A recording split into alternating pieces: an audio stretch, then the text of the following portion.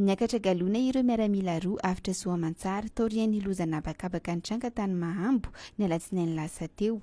Niakatra ho général de corps d'armée misalotra kintana efatra ny général Serge Guélé, sekretera mpanjakana misahanany zandarmaria am-pirenena, noho ny herim-po sy ny herim-tsaina nananany niatrika ny vonana azo azy sy noho ny finiavana nananany tao anaty governemanta no antony izao fanomezana mari-boninahitra izao, hoy ny fanazavany filan-kevitry ny minisitra. Nasondrotra ho sous-lieutenant kosa ilay mpikirakira milina Jimmy Laitsara Andrianarson. Efa hita avokoa ankehitriny ireo olona efatra nandeha tamin'ilay angidimby ny anjera tany Mahambo ny alatsinainy hariva lasa teo. Androany no hita natsipin'ny ranomasina tao Andraketa, tanàna eo amin'ny 12 kilometatra avaratry Full Point, ny nofo mangatsiaka ny colonel Hery Rakotomiliarson mpanamory ilay angidimby.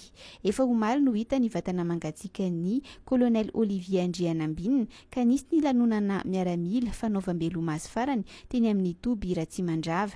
Ny filohan'ny Repoblika izay sady lehibe ny filohalonda no nitarika ny fotoana ka nanolotra ny mari-boninahitra commandeur de l'ordre national ho an'ity manam-boninahitra ambony ity.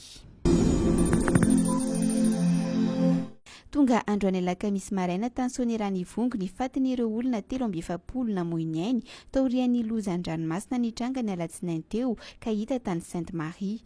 Nalahatra tao amin'ny kianja munisipalin'ny Soanieran'Ivongo izy ireo ary nanantona teny an-toerana ny fianakaviana mba hamantatra azy ireo.